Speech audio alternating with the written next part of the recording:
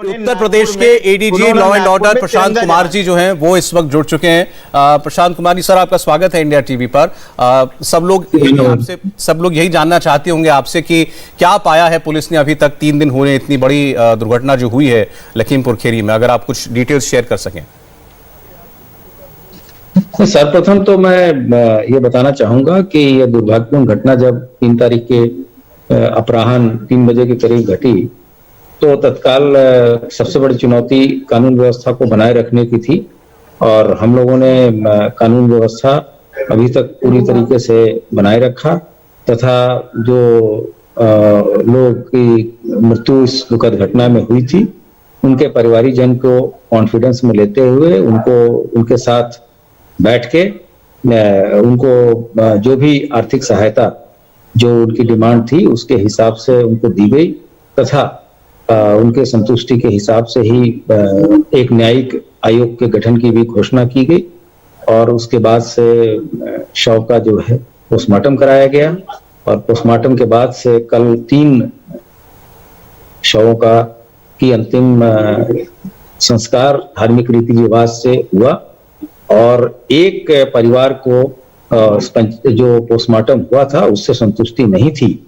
तो चूंकि शुरू से ही शासन और का यह निर्देश था कि परिवारीजन को कॉन्फिडेंस में लेना है तो एक विशेषज्ञ 4 डॉक्टरों की टीम लखनऊ से एक विशेष हेलीकॉप्टर से बहराइच भेजा गया जिन्होंने वहां शव का दोबारा पोस्टमार्टम किया और जब परिवारीजन संतुष्ट हो गए तो उसमें आज सुबह अंत्येष्टि की गई धार्मिक रीति रिवाज से।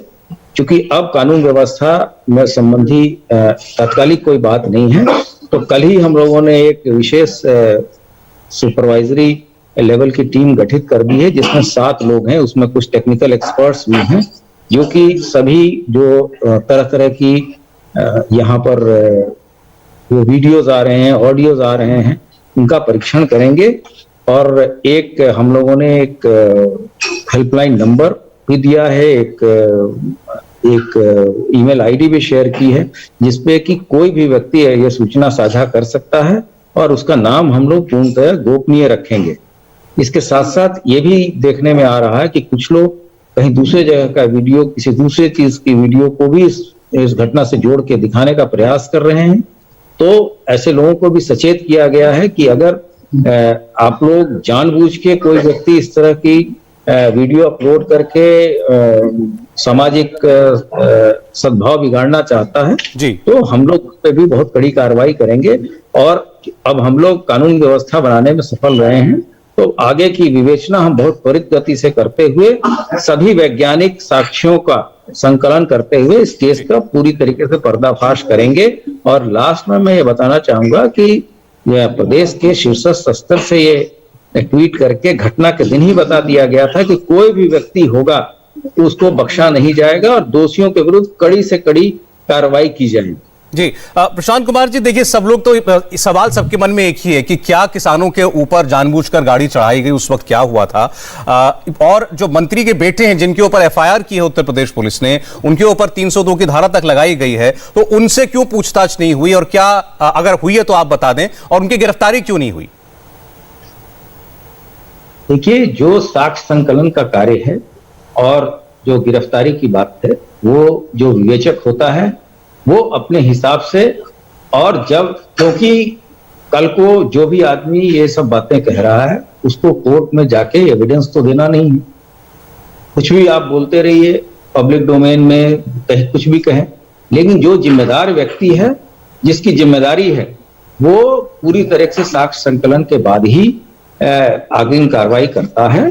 ये बात मुख्यालय स्तर से बता दी गई है और शासन स्तर से स्पष्ट किया जा चुका है कि इस केस में कोई भी ढिलाई लापरवाही नहीं चलेगी और कोई भी व्यक्ति बख्शा नहीं जाएगा। इसी दायरे में विवेचना चल रही है और बहुत जल्द ही इसमें हम इस केस का पर्दाफाश करेंगे और सही दोषी कर्मियों को, दोषी अभियुक्तों को हम सजा कोर्ट में प्रोड्यूस करेंगे, फिर आगे उसके सजा दिलाने की पूरी कार्रवाई करेंगे। प्रशांत जी देखिए, आप तो कानून के सेवक हैं, आप कानून की बात ही हमको बताएंगे। तो लोग ये कह रहे हैं, खास करके जो राजनीतिक लोग हैं, उनका कहना यह है कि क्योंकि मंत्री जी के बेटे की बात है, इसीलिए पुलिस पूछताछ नहीं कर रही है, इसीलिए एफआईआर तो दबाव में कर ली लेकिन गिरफ्तार नहीं कर रही। नहीं, पहले दिन तो ये बात भी उठ रही थी कि एफआईआर ही नहीं हो रही है। एफआईआर क्यों नहीं हो रही है? और वहां चूंकि इंटरनेट बंद था तो एफआईआर दर्ज, जो पीड़ित पक्ष ने जो भी लिख के दिया उसमें कॉमा फुल स्टॉप भी चेंज पुलिस ने नहीं किया है। जैसी चीजें प्राप्त हुई थी वैसे ही लिखी गई है और उन्हीं धाराओं में लिखी गई है। इसलिए आपने नहीं देखा होगा कि किसी तरह का कोई असंतोष इस बात पे है कि हमारा जो अपराध है वो सही धाराओं में दर्ज नहीं हुआ। तो विश्वास तो आपको किसी भी सभी संस्था जो कॉन्स्टिट्यूशनल संस्थाएं हैं उस पर विश्वास करना होगा, और विवेचना इत्यादि एक जटिल प्रक्रिया है, इसमें समय लगेगा। और इस तरह से साक्ष्य संकलित किए जा रहे हैं ताकि विभाग को किसी असहज स्थिति में न होना पड़े और हम ऐसे वैज्ञानिक साक्ष्य एकत्रित करें जिससे कि कोर्ट में हम अपने स्टैंड पे कायम रखें और जिससे कि हम कन्विक्शन सिक्योर कर पाए। जी, एक चीज प्रशांत जी, और क्योंकि इसको लेकर के भी बहुत सारी बातें कही जा रही हैं और लोगों के अंदर भ्रम है कि क्या वहां गोली भी चली थी। ये कहना है कि वहां जो कुछ लोग थे, जो पार्टी कार्यकर्ता थे, उनके पास असलहा भी था और गोली भी मारी गई है जिन लोगों की मृत्यु हुई।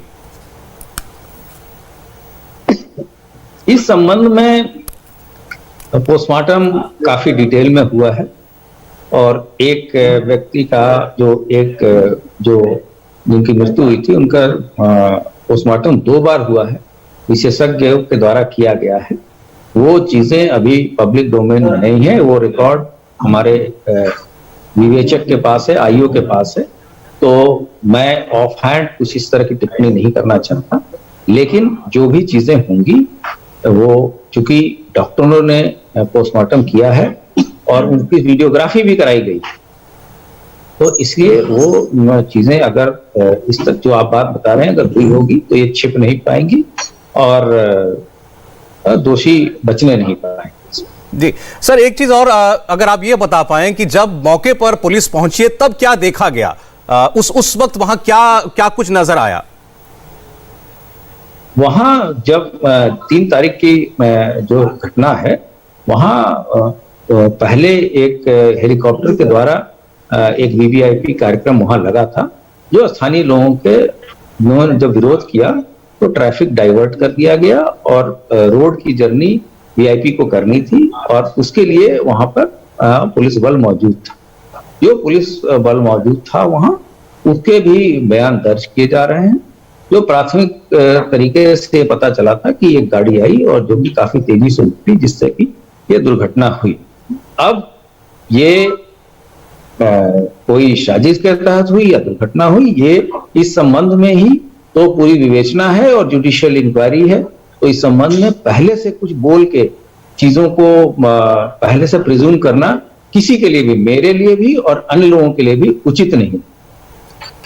प्रशांत जी, वीडियो अब दोनों चीजों के आ चुके हैं, यानी गाड़ी ने जैसे हिट किया किसानों को उसका भी वीडियो आ गया है और उससे एक दिन पहले वो सारे वीडियो आ गए थे जिसमें कुछ लोगों को लिंच किया जा रहा था, उन लाठी डंडों से उनको मार मार के उनकी जान ले ली गई, उनके वीडियो भी बनाए गए, उनसे सवाल भी पूछे जा रहे थे। तो उन लोगों की जिन्होंने हत्या की, क्या उसका भी मुकदमा कुछ दर्ज है और उस पर क्या कार्रवाई हो रही है?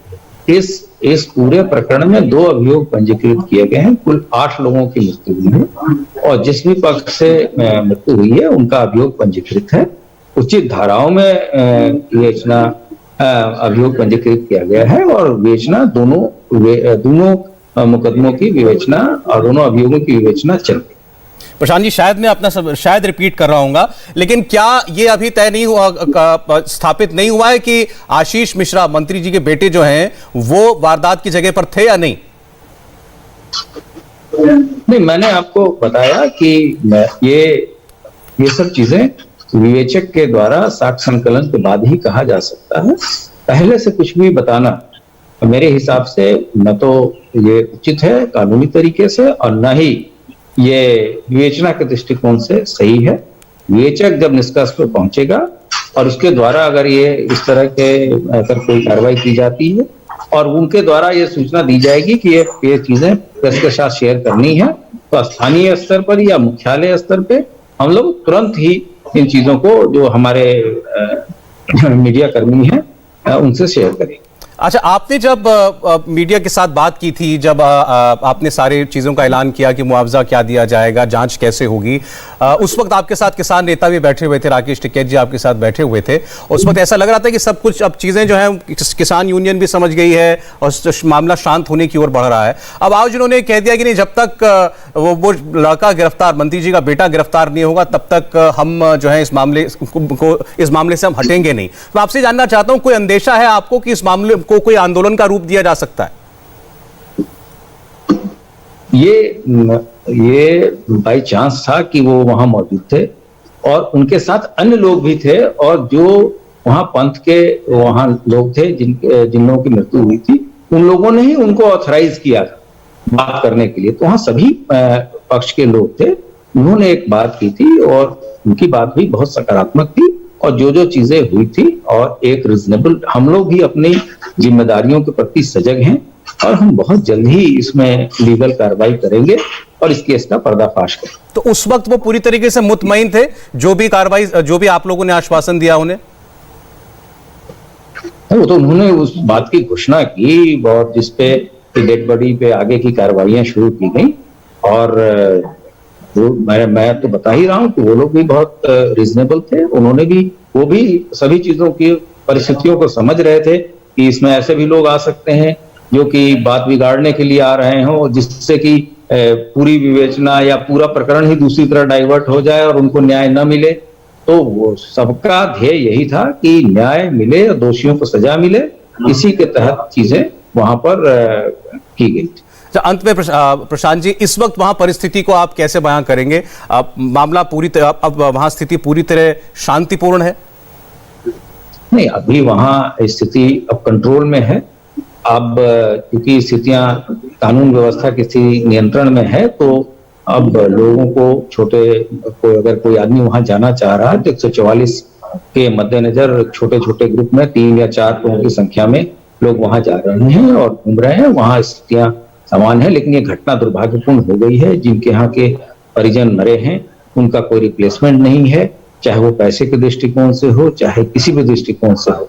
लेकिन हमारा प्रयास यही है कि जल्द से जल्द हम आरोपियों को गिरफ्तार करें और उनको कोर्ट में पेश करें और आने वाले समय में इस तरह के साक्ष्य प्रस्तुत करें कि अभियुक्तों की सजा दिलाई जा सके। प्रशांत जी, बहुत बहुत धन्यवाद आपका इंडिया टीवी से बात करने के लिए। आपने बहुत सी चीजें स्पष्ट कर दी आज हमारे व्यूअर्स के लिए। बहुत बहुत धन्यवाद आपका। इंडिया टीवी हर वक्त हर जगह डाउनलोड करने के लिए सर्च करें India TV news Google play store या ऐप स्टोर पर।